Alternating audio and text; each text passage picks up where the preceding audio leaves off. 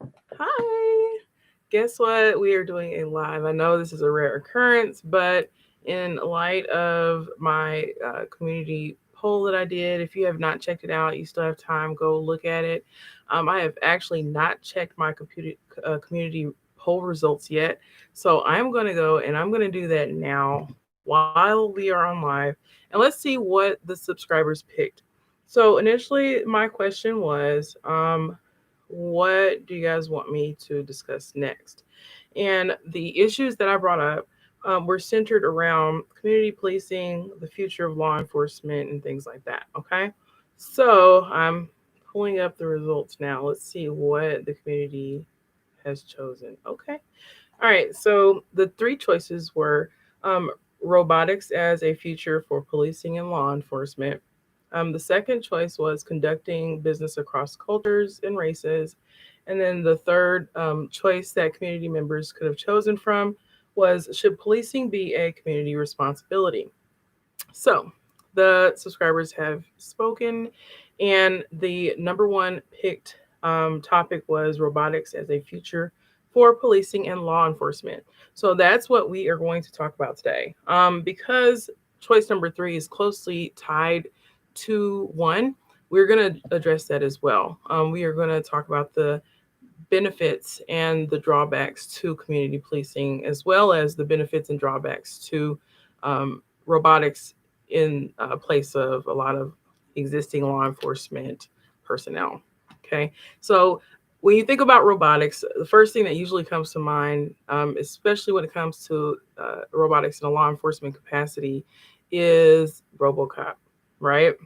Um, you think of all these sci-fi movies and you think about how there was this ultimate fight between good and evil and the ability of AI or artificial intelligence to make decisions. Okay, iRobot was another movie that particularly focused on the use of artificial intelligence to regulate. Okay, now let me preface this. Okay, I am not um,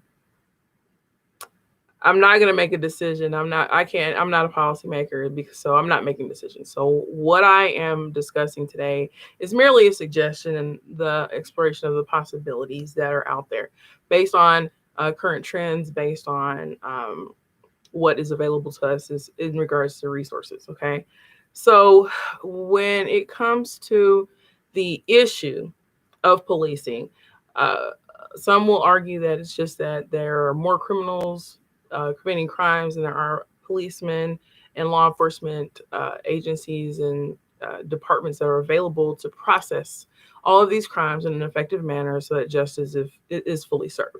So what ends up happening is certain crimes are prioritized over others. There's a lot of bureaucracy and red tape. We get that, okay?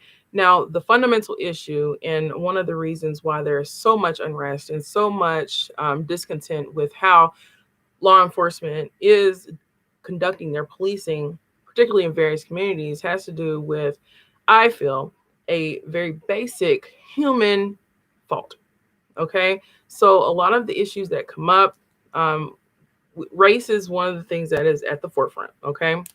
We're not going to be shy about that. We're not going to sugarcoat it.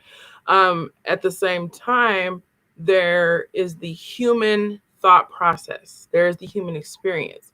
Each individual, even the officers, prior to going into law enforcement, have their own set of experiences. Okay. Each supposed criminal, okay, has their own set of experiences as well. Okay. And when you combine those two worlds, there is a extreme disconnect, and that is based largely, I feel, on the experiences of each individual involved. Okay.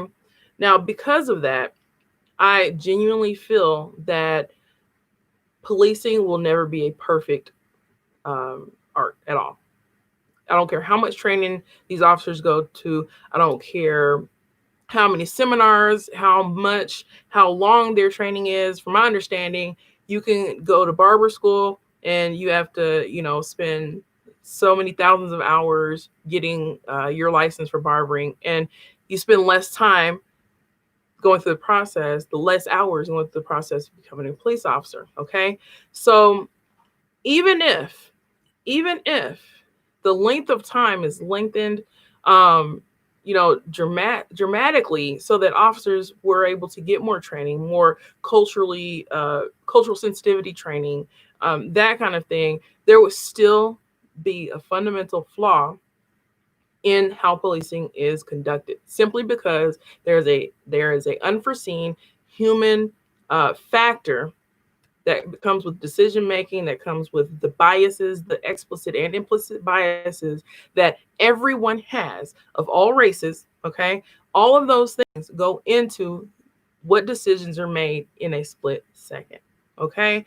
Now, the reason why I feel that the use of AI should be vamped up is for several reasons. For one, a lot of those biases can be removed by algorithms. Okay. Yeah, it's a lengthy process, but I feel like with a team of qualified experts in AI, in biometrics, and measurement and signatures intelligence, I feel that those two communities, the biometric community and the measurement and signature intelligence community, can come together, have a baby, and produce a decent law enforcement robot.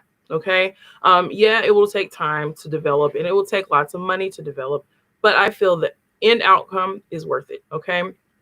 Now, uh, in our current state, when it comes to advances in technology, we have to admit, we have to embrace the fact that our society is a technological society. Okay.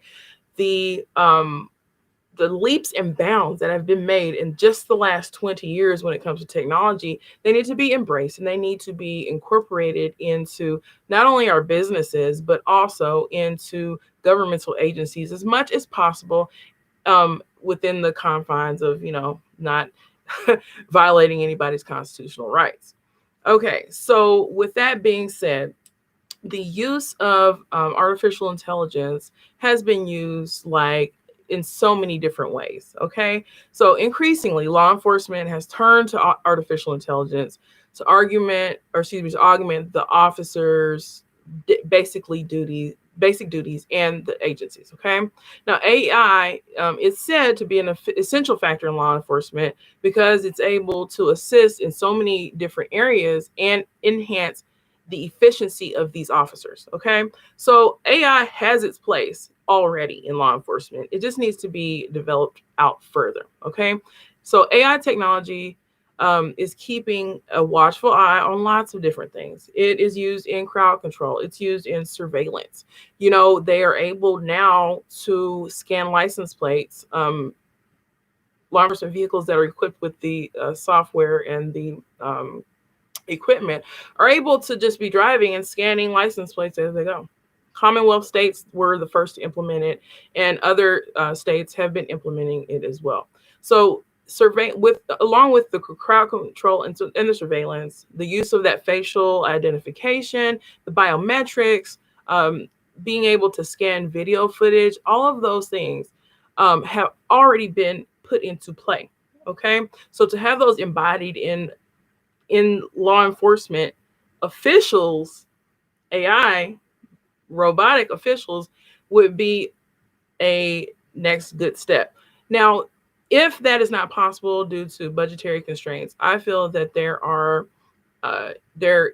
is a market for the development of biometric and artificial intelligence applications that can be retrofitted to officers as human individuals. Okay, so that's a whole nother conversation. So if the primary goal of law enforcement is to help deter and solve crimes while at the exact same time provide security, and safety and assurance to citizens, then there are so many different ways that AI can be used to make these goals come into fruition. Okay, so the increased use of the facial recognition image enhancement technology can do a lot of things, especially when it comes to issues of identifying, unknown people. When it comes to a lot of the race issues that are um, coming about, to be able to identify a crime separate from the race of the individual is something humans will never be able to do. Okay, I don't care how honest, how God fearing, they are. I don't care how much they go to church. I don't care. None of those things matter. Okay. Because of those implicit biases and just the reality of how humans work, there will always be an issue when it comes to the interactions between law enforcement officers and civilians. Okay. Innocent civilians, criminals, whatever. Okay. There will always be an issue. So, keeping that in mind, even outside of law enforcement, you have people in positions of trust all throughout the community, throughout the country. You have your legislators, you have and you have your presidents and all these people. You have community leaders such as preachers and your priests. And from the beginning of time, there has been corruption. There has been corruption. And I understand that the minority does not make the majority. At the same time, when the right minority of these groups of people who have not done the right thing in their positions of power do things, it's going to be highlighted. It's going to be identified and brought to the forefront, because that's what democratic, countries do. They expose, they are open. It's by the people for the people. Okay. So that is to be expected. However, in history, it is not new that people in power, trusted people in power, are, making poor decisions that affect other people. This is not new. That is a part of a flaw in the human condition. And like I said, it's not just police officers. It is your preachers. It is people who are mayors, attorneys. There are people who are given a lot of responsibility who betray the trust of people every day. Okay. So when it comes to something as sensitive and important as law enforcement, adapting and embracing the use of artificial intelligence is really an only hope to sort of create a more level field when it comes to identifying, right, crimes and solving them, and separating those biases that come with a human interacting with another human. Okay. So facial recognition, it has received widespread application to assist in the identification of criminals. Okay. In public spaces and crowds. This has been going on for decades now. Okay. Now, for instance, Chinese officers, they succeeded in arresting a person from a sea of people inside of a stadium. Why? Because they use AI technology. For those of you who are new to that term, that is artificial intelligence technology. So without that AI technology, it would have been really impossible to spot the person. Now, it's like finding a needle in a haystack, right? So when AI is brought in to question, it not only increases the efficiency of law enforcement, but it reduces the possibility of error. Okay.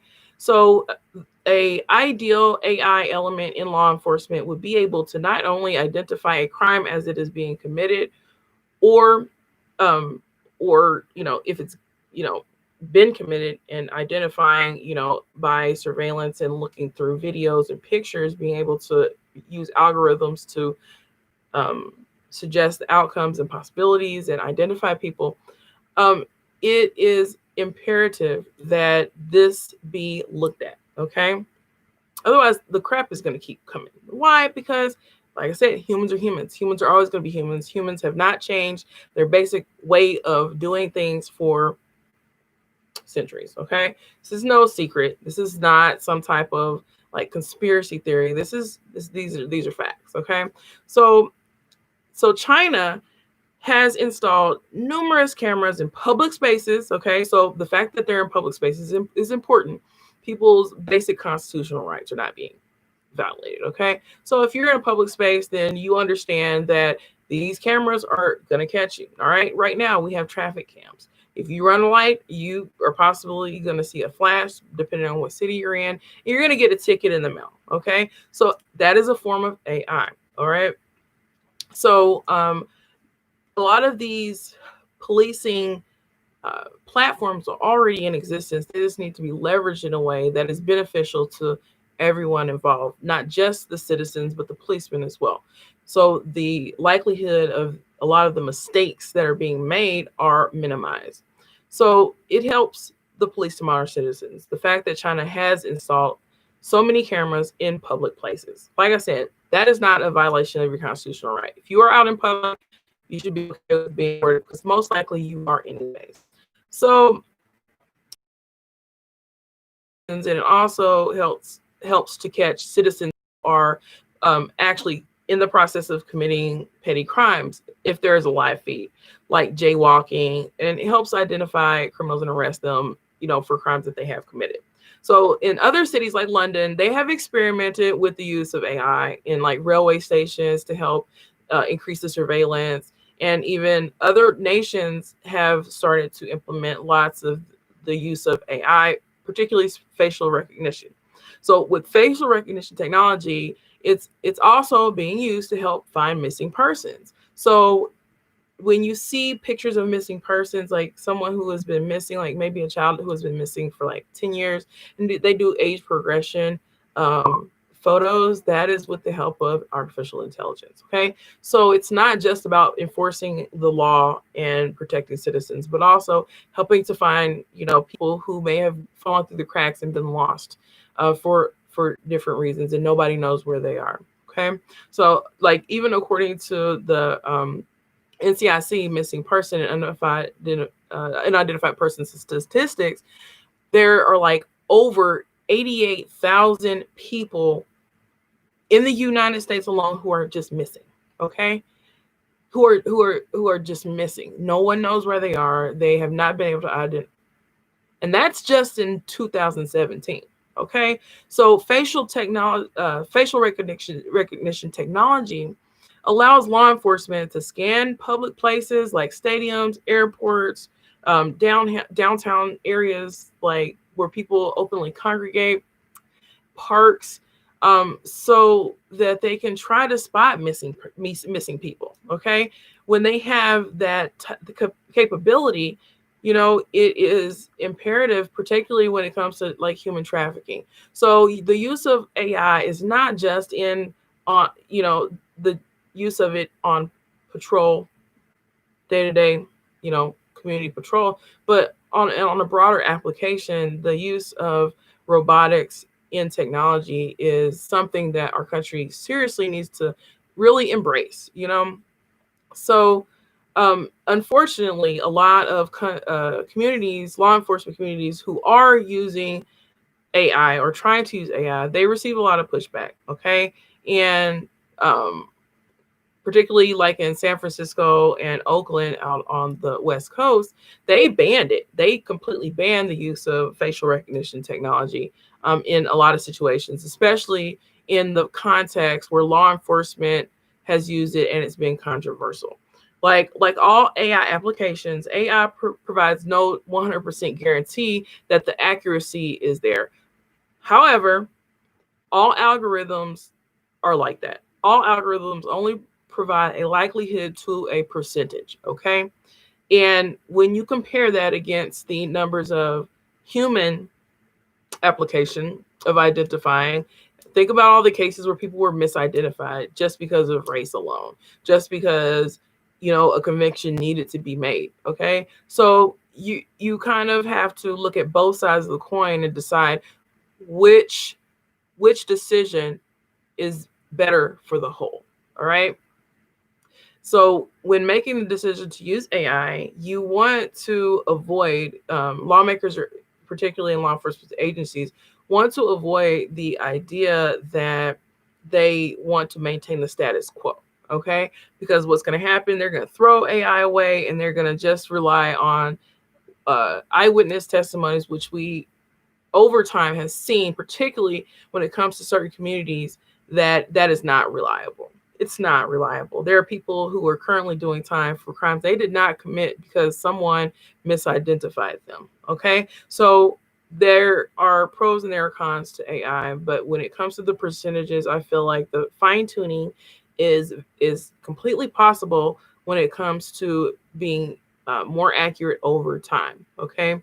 So if you have ever, I know most of us have smartphones. So one thing or two things that are biometric applications in our smartphones is like the accuracy of our taps, right? So a lot of phones, when you first get them, they have you do like an accuracy test where you have to tap the dots, right? And what that does is every time you tap a dot on your smart screen phone, you are providing accuracy. You are showing accuracy. You are allowing the phone to calibrate itself to the exact pinpoint where your finger or stylus meets the screen, right? So the same thing happens with voice recognition. Okay, these are all like biometric applications. So when I am using, whether it be Siri or Bixby, you have to uh, repeat your name. You have to uh, allow the device, the intelligent device, to become sharper in identifying your voice, your name. Even, some phones now have retinal scans and other, things, fingerprints. So all that's biometrics. So we're already using biometrics in so many different capacities. It in our homes and outside our homes, and law enforcement, and in our communities. So the probability of like uh, identification will go down over time as the applications are perfected and used. Okay, if you don't use them, then they can't be perfected, right? It's like learning how to skate. You don't put on skates and expect to be a professional the first time you use it, right? So using AI in micro applications and then advancing them to broader applications, I feel is a great way to usher in the use of artificial technology in a way that benefits the whole. All right. So, um, outside of racial or racial, outside of facial recognition applications, like AI technology has been used to enhance in the like search of images and video footage.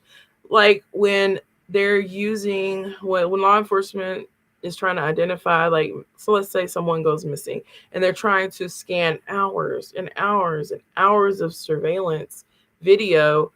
There are applications that can allow them to speed ahead to specific points where certain indicators are present on the screen. Okay, so the use of artificial intelligence and robotics in law enforcement, again, is not limited to just on the beat when you're out patrolling, that kind of thing. This use and this implementation of artificial intelligence to not only assist law enforcement but to protect civilians. Okay, that is the ultimate goal, is not only to protect civilians but to serve, protect, and serve. Right, we're protecting and serving. So part of protecting and serving is implementing applications and processes that can help us better protect and serve. Right. All right. So when it comes to law enforcement's use of cameras, they use it to assist in like surveying scenes in large areas where there are a lot of people. Even it helps because patrolmen just can't cover that amount of area by foot.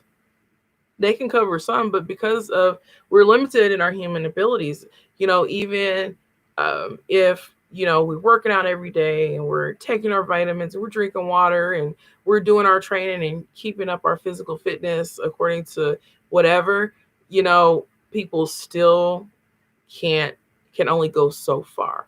Okay, can only go so far, can only do so much, and that should be acknowledged. It's not a secret that a lot of officers who are on the beat are making decisions. A lot of times they're tired, they don't want to run. Okay, so they don't want to run.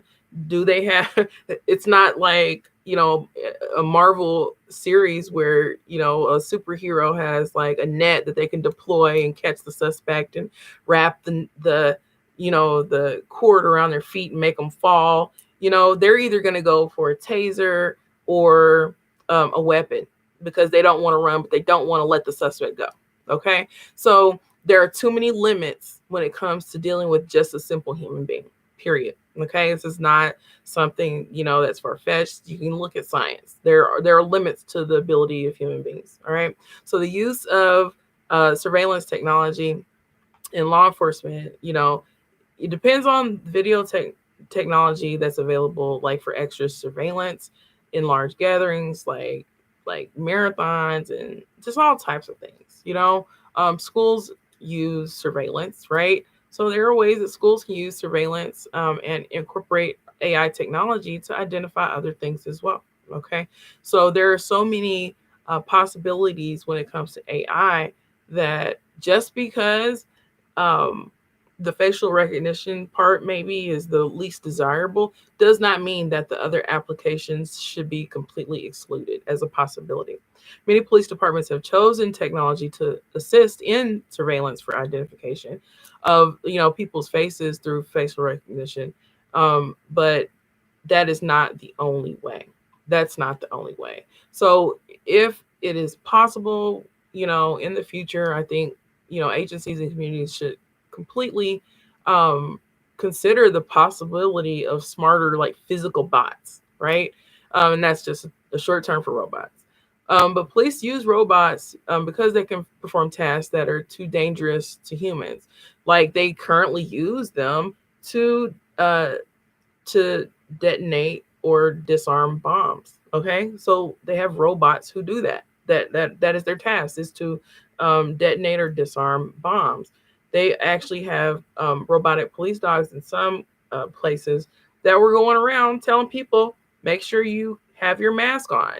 There were drones that were being flown. You can Google all of this, that were reminding people to stay at a 6 foot distance, social distancing.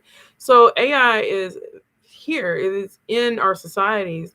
We just have to leverage it in a way that it benefits the whole. Okay. So the robots that they've been using, like the little dogs, to remind people to social distance and have their mask on, they're equipped with those AI technologies, and they provide more sophisticated capabilities that are easy to control. They're easy to control and help identify people, objects, all types of things. That makes them useful to law enforcement. So um, they can even help with spotting nonviolent crimes and prevent fraud. Okay.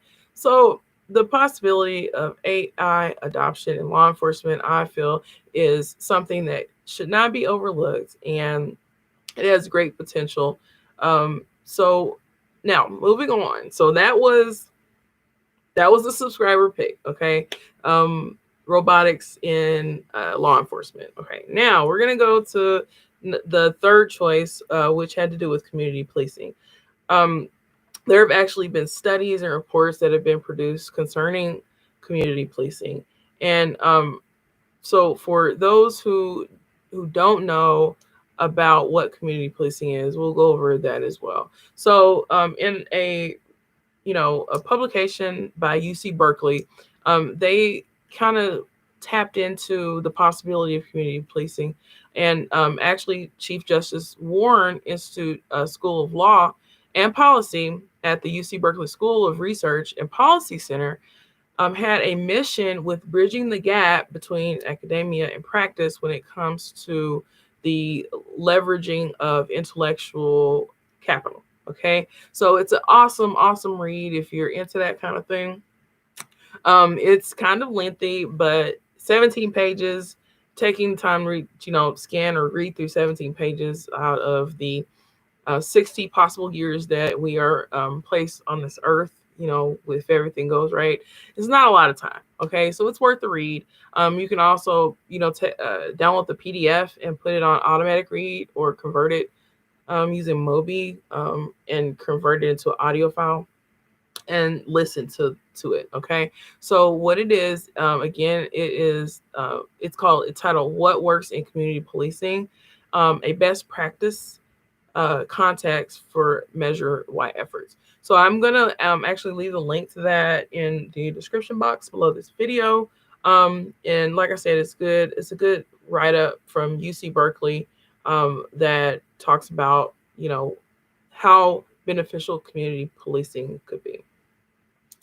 All right. So when it comes to community policing, if that is a possibility, if that is something that communities are going to consider, they need to understand what it is, what community policing is. They need to understand what strategies are associated with community policing.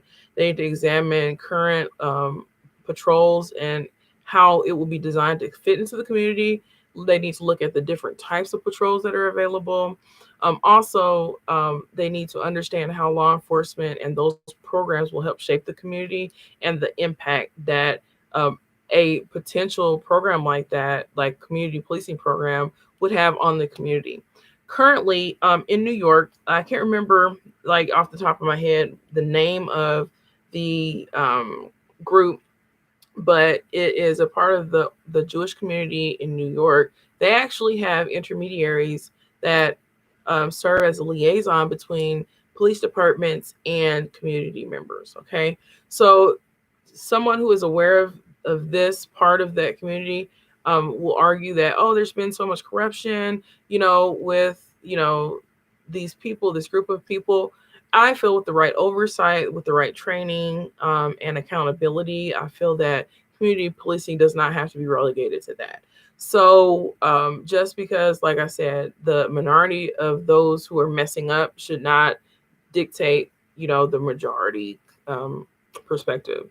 So when it comes to community policing is basically a philosophy, and it's a strategy, that is based on a partnership between the interactions with law enforcement in the community. That's it. It's just a partnership that serves as a assistant between the interactions with the police department, law enforcement agencies, and the community. Now, this type of relationship allows both units to work as a team to deter criminal activity while allowing citizens to feel safer in the community. Okay, so it's a partnership in the community between law enforcement and the community that allows people to feel safer and to deter crime. Okay, it's not like some, it's not like I'm just gonna leave that alone. It's a good idea. It's a good possibility done and executed properly. That's all I'm gonna say. So other strategies that are associated with the community policing is like community-oriented policing, solving problems, and then there's problem-oriented policing. So if there were like gang issues, if an area has a high instance of burglaries, that kind of thing, then the community policing would involve mitigative measures to, address those specific issues, right? And then there's situational crime prevention. So there are different strategies. Now, those are just basic strategies. Each city has a different set of issues, right?